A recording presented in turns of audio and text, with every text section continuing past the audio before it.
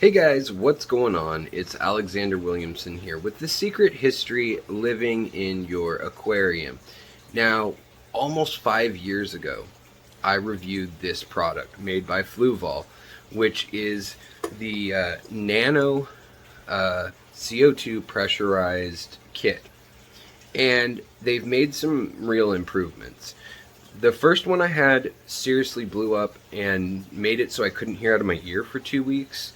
Because it happened right next to my ear when I was plugging it into the tank, and also it broke several bubble counters and other little parts, as well as the line splitting all the way down the center, which was like a firecracker sound, and it sprayed water everywhere, so it was startling. I have an old video where you can see some of that action, but it wasn't nearly as violent as what happened the first time when it was fully charged and everything.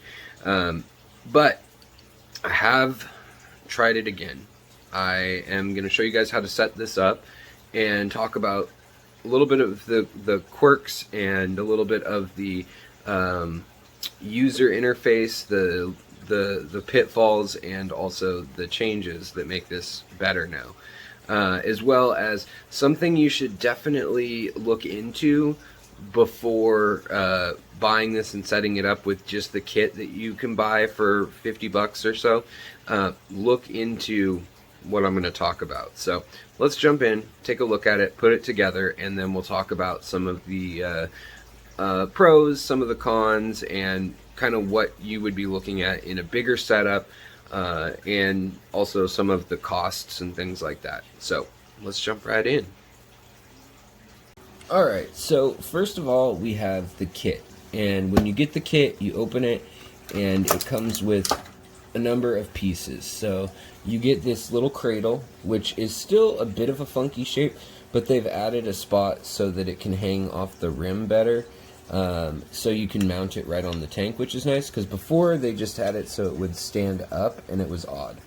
Now, when you open this initially, this valve, which is the diffuser valve or regulator rather, this will be up here in the container, and I screwed this on first before I made the video just to see how it would hold up, because this was one of the weakest spots in the old design. So you can see here that it's actually holding PSI of around 1400 or so, 1,400 pounds per square inch, and it's still coming in these, I think these are 45 gram, 45 gram cartridges. So you buy these and refill them, and depending on how much CO2 you're running, at what speed, you will go through these, you know, maybe once every 2 months, maybe 2 a month. It kind of just depends on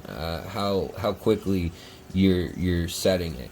Now, we've got that main setup. We also get a diffuser with it, which these are, by the way, my favorite thing and one of my best hacks that I've ever found for high-tech planted tanks, and that is that these are the best. You can buy these just as replacements and use them on like $300-400 setups, and they're amazing. They diffuse really well. They do grow a little bit of algae on them, but they're like somewhere between $7 and $12 to replace. So depending on where you buy them, they're really inexpensive, and they diffuse surprisingly well. Now, in here, they also give you a couple more gaskets or like little nipple things that will help you cinch down different parts of the setup, and replacements for the one that is already installed. When you get it, there's a rubber valve in this bottom piece of the regulator, and so you're supposed to screw it in with the threads with that rubber, and that's a gasket that just, one, helps it not leak, and two, helps cushion kind of as you do it. So this time I didn't get any spraying or hissing, which can startle people. Definitely I've seen people drop this when they're messing with it, and so that's a big change right there. That means that their machining tolerances have gotten better, or maybe the material in their gasket has gotten better. I don't know. Also, it comes with now a really pretty coherent and detailed instruction manual. If you take a look, they've got it in a bunch of languages, and they've got pictures. That's great. Before, they kind of had some ambiguous pictures, didn't show you what's flowing which way or any of that. So that's a big change, and good on its own right there too. So then another thing is they give you this piece of air hose, and they don't really tell you this, but as you can see, I mean, they don't tell you it openly, but as you can see, you're gonna cut it in half. So you're gonna cut, or not in half, but you're gonna cut off maybe 3 or 4 inches. It just depends on how far away this is gonna sit from the tank. And then you're gonna mount the bubble counter, which tells you how fast the gas is coming out, either on the outside of the tank, or some people put it on the inside of the tank. It doesn't matter a ton. And then the regulator has the most slack, so that it can go down to the bottom of the tank, giving it the most time to dissolve, because usually gases absorb into the water at the surface, so surface tension has to be broken up, and that's where you get like oxygen, CO2, nitrogen, all those things. That's where they all get either released or incorporated into the water. So like an air stone actually is more about moving water, and then at the top of the water where those bubbles pop, that's where the surface area is actually breaking, and you're incorporating oxygen into the water. So a hang off the back filter actually can incorporate far more O2 than just an air stone would. And just like that, with CO2, you want either the tiniest bubbles you can get, so that they actually do dissolve somewhat on their way to the surface into the water, so that the pressure of the water and the fact that it's a polar molecule will actually collapse those little micro bubbles into even tinier micro bubbles that are invisible to the naked eye, and then it becomes incorporated into the water as a gas. And that's what we want, ideally, and that's what these air stones can deliver. Now, as they get older and clogged, you'll start to see big old bubbles coming up from them, and those are really only going to be helping at the top when they burst, rather than when you get the fine little array of bubbles, it will actually make them dissolve effectively into the water. But a lot of people think that you get these, turn it way up, and then you'll get these big bubbles coming up quickly, and they actually are just going up so quickly that they just leave the water, and basically that bubble is like a little shell or a little capsule, and as it travels up through the water column, you're going to lose all that CO2 in the center, and maybe only capture like 2 or 3% of it as it pops at the top. So what they're going to say is cut this tube. Now this tube, I still have a problem with this, is a clear tube, which I like the clear, but it is not the heavy duty tubing. It is not the semi-rigid vinyl tubing. It is some sort of lighter vinyl, and or maybe some sort of plastic and rubber combo, but it's not nearly as strong as the tubing that is designed for pressurized gases. And you can buy that tubing for about $5 to $10 depending on how much you want. I think 8 feet is like $10, and like 4 or 5 feet or 3 feet is somewhere like $4.99 on Amazon.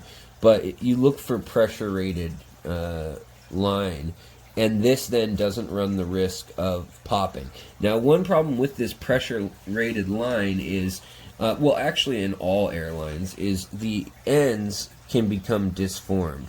So if they've already been on something like an air stone or whatever, that piece that fits in it, the male connector piece, can stretch that out, and then you can lose it.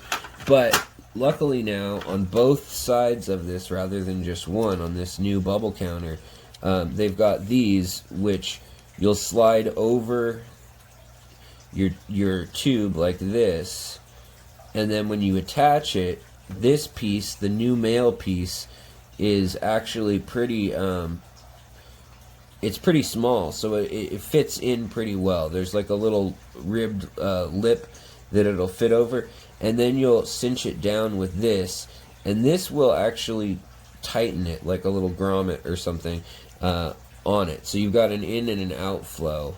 And for me, I was always like, well, which one's the in and out? And now they have little arrows that they've put on there also.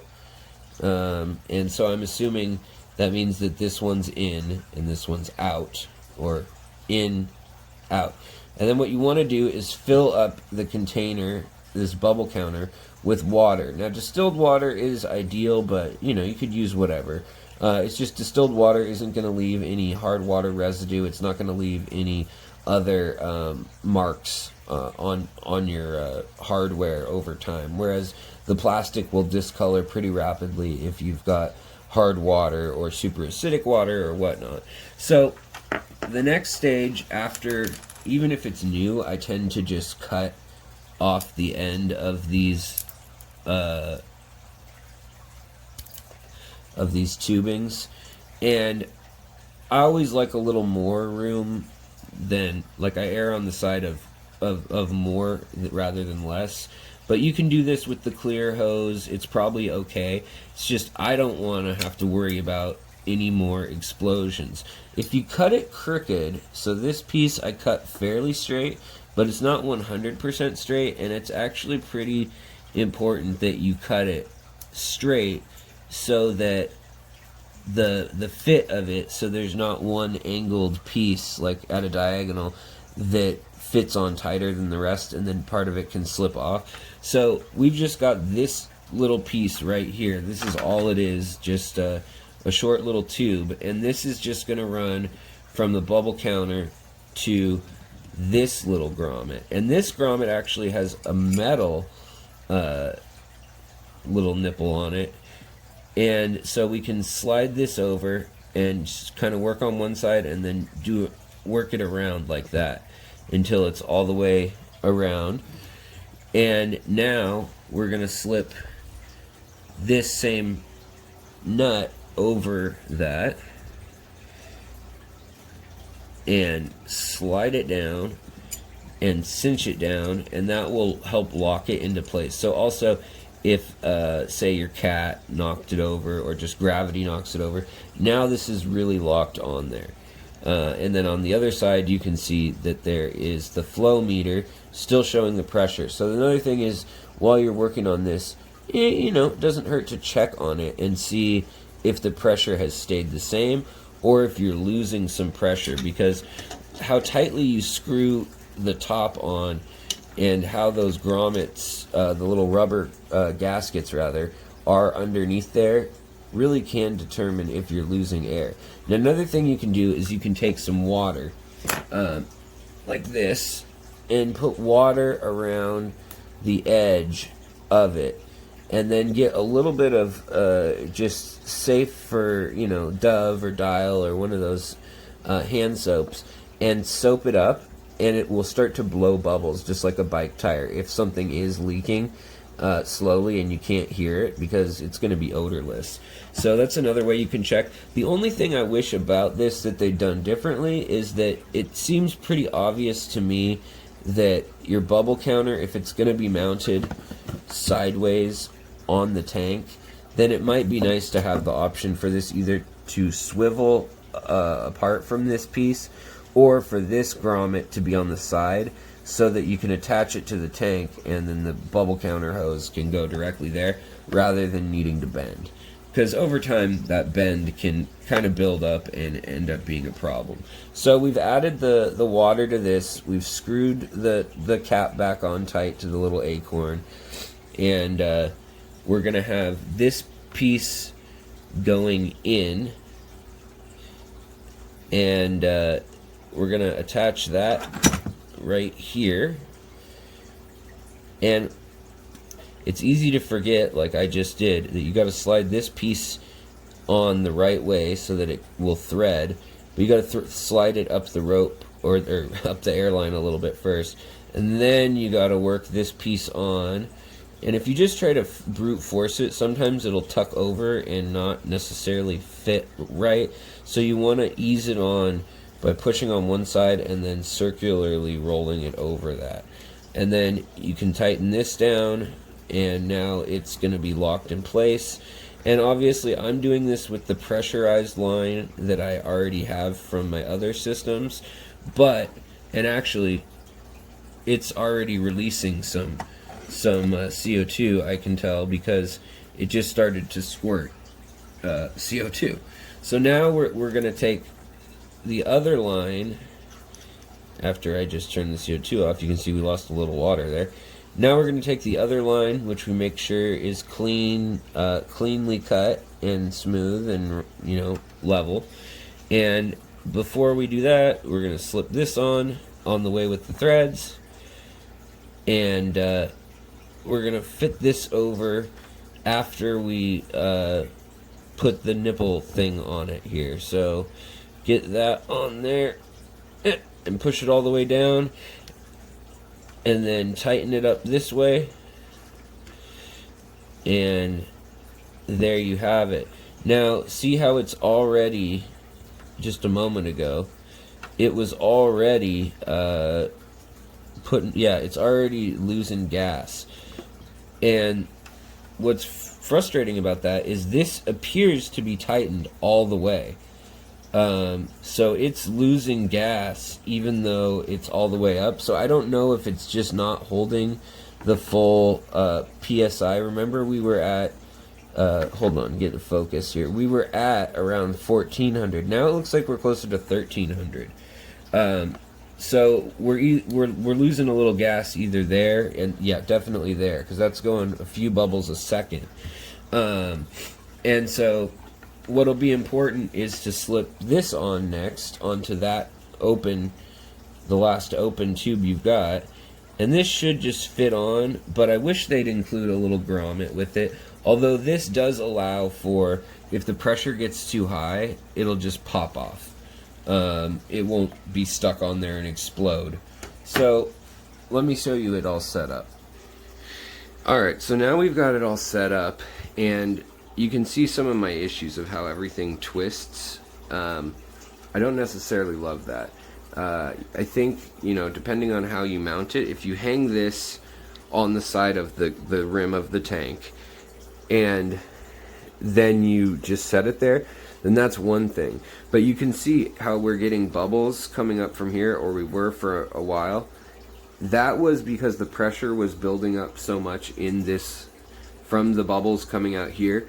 There's an ambient pressure of about 50 to 90 pounds per square inch that will just have built up in there always, that's in those lines. And that is essentially what stops water from going back up the line. Now this itself acts as a check valve, but some people like to add a one-way, there's like 50 cents or $1 if you get the little plastic ones, check valve right here, and you would just cut the line and add the check valve, and that ensures that no water is coming back up through the system. Now this is set up in a way that it's a bubble counter and a check valve, like I said. The old one, however, I had it explode. It wasn't pressurized, or it wasn't pressure proof enough to not explode. Now the other thing is, I've always had systems where the CO2 counter, the bubble counter, is not necessarily mounted to the glass on the outside, but on the inside. So this is, I mean, it's a little new for me, the setup, to see it mounted with in the image on the box, to show it mounted on the outside of the glass. But c'est la vie. We'll see how that goes. I mean, it's just one more thing on the outside, and then I guess it would allow you also to then have room for a CO2 sensor in here, which is just a chemical that turns color. It turns from blue to green when CO2 is at its optimal or too high of a level. Kind of just depends But let's see, let's get that stuck on here. That was another problem with the old one, was things just didn't want to stay stuck. And I like that that has a lisp, or a lip and a clasp that's going to sit nicely on there and stay snug. So now what we would do is, now that everything's set up, it takes a while for the air stone on this diffuser to saturate. It's full of little teeny holes like Swiss cheese, and it needs to actually make its own, those little holes, the water at a molecular level needs to inundate that. So some people will soak it in warm water, and because remember, cold water expands like ice, so the warmer the water, the more it actually will compact as molecules, well, until its state change into gas, but it will get together and inundate. So if you have a real cold water tank, you might want to run it under some warm water or whatnot. But now we essentially have this, and the quick release, especially when you have pressurized tube, it will simply break away here and just go boop. It'll just make a thud if it does overcharge that. But this thing in the past was remarkably sensitive. And the other thing I don't like is it turns in its cradle, which is handy if you need to look at it from the side and figure something out. But it makes for a tricky setup if you're trying to do it one-handed, or if you're busy and you try to turn this. There's a good chance you're just going to turn the whole setup rather than actually just turning the knob. So we're going to turn the knob, though, without turning the whole setup, hopefully. And actually, that's going to take me to use two hands, so sorry for the close-up here. But righty-tighty, lefty-loosey. So we're loosening it just a little bit, and it's already rushing out through that. And until, like, just me tightening or untightening that ever so slightly, it was racing out of there, the gas. So this tube, see that? That's way too fast. That can definitely overpressurize and make this explode and make a loud pop, especially if it's the tubing that comes with the kit. And that can startle people, and if it charges too fast, like you fully open it when these are fully charged, it will crack this egg, or at least it did on the old model. So I had both malfunctions, both the line break here and the line break here. And so we're going to see how this goes, but it should allow for the line not to burst or anything, and to start coming out of here. Now, I like to inch it up with that pressure, so I'll let more gas come out, and then I'll turn it as closed as I can. And you can see now the gas is starting to form bubbles, and it will then start forming micro bubbles. And if the pressure's too high, it'll form big bubbles, and then it'll stop bubbling and literally pop off its line. So, I mean, the fact that it does that is actually a good thing. It allows it to have a fail-safe. See, there it goes. That's too much, and it could explode, especially on the old one. Now, you want the line to charge with pressure, and so it'll start slowing in a sec here. And like that's 1 or 2 bubbles a second, probably 2 bubbles a second, and that's okay. So if we run that for a while, hopefully as it soaks and as that's going, you'll start to see more of the little bubbles, and that's what we want, as well as the big bubbles at the top, a few of those to pop and break the surface area.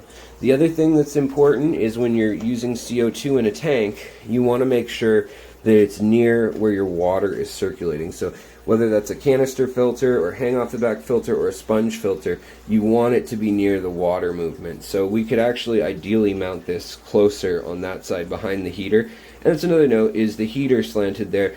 It should also be near where water's flowing. Now if you had a power head or something over on this side, then you wouldn't need to worry about it, but that's just going to help circulate the CO2 around the tank a little bit more.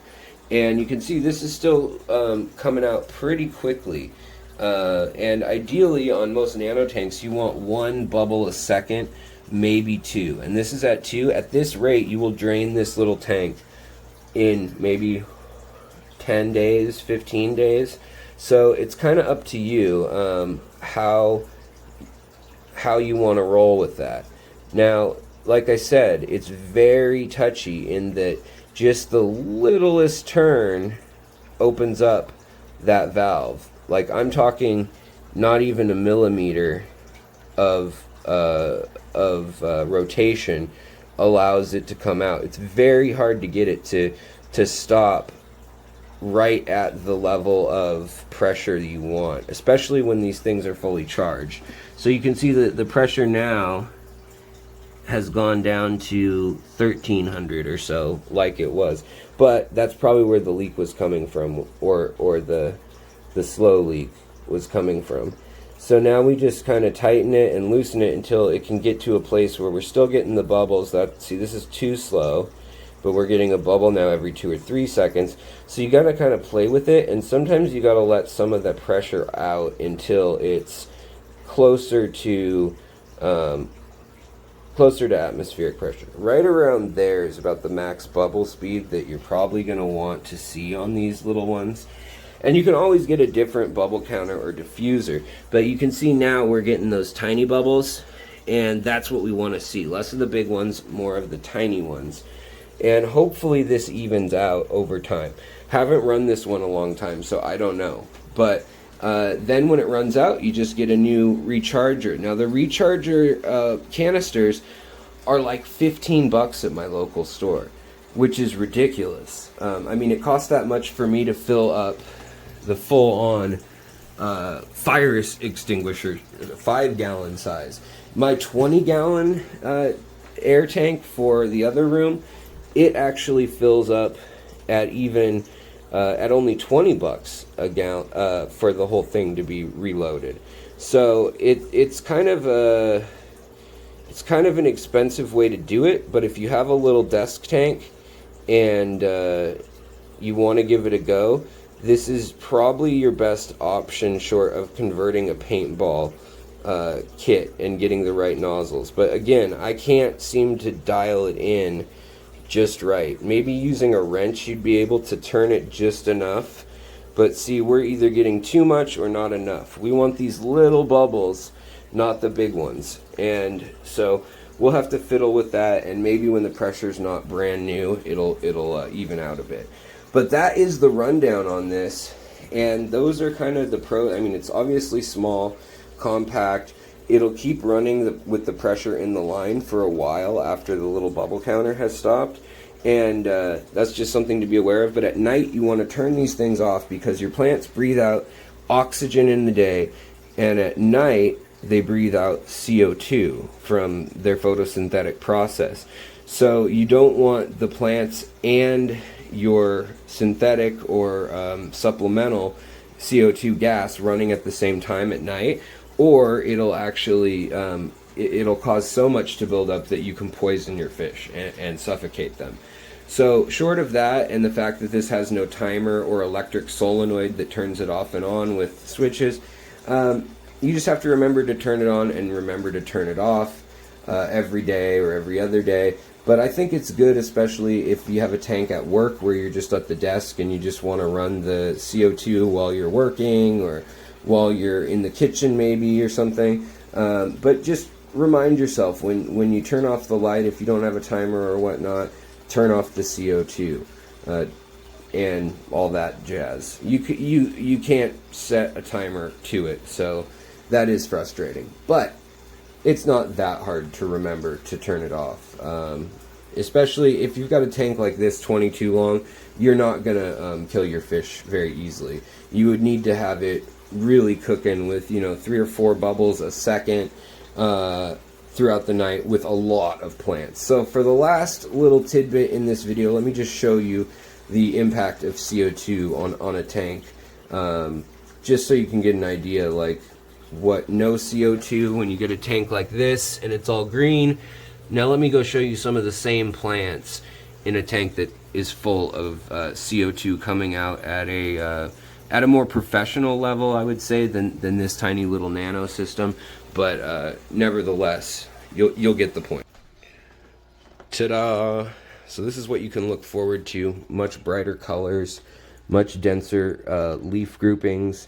With a highlight, you can expect flowering, and as long as you're dosing nutrients, so all your elemental metals and electrolytes and stuff like that, as well as your nitrogen. You've got your carbon in the form of CO2, but you also get carbon in the water and in the substrate. And as long as you get all those things in balance, as well as phosphates too, and potassium and zinc and manganese, magnesium, you can accomplish some really amazing things with CO2. Now this is just another bubbler. Whoa. Apparently my phone exploded before the CO2. And you can see there's a little check valve, one of the 50-cent ones that I was talking about. You can order packs of 50 online or 25. And it's all heavy duty line. But this whole tank, this 20-pound tank, is only $21 to refill versus they want $15 for that 45 gram. So just something to think about once you do buy the larger solenoid, and it's on a timer and all that. It's much cheaper. And also the plants with the CO2 running, your plants, when you have this many, can off-gas enough CO2 at night to kill especially sensitive fish that need lots of O2, like river species or rainbow fish, things like that sometimes. Other than that, though, the story, and I'm sticking to it. So I hope that helped you guys. I hope that was a thorough rundown of the changes and how to put it together. If you have any questions, drop them below, and subscribe for more info, deep dives on all your favorite stuff and the secrets that are in our aquarium. Talk to you guys later. This is Alex with The Secret History of Living in Your Aquarium. Bye, guys.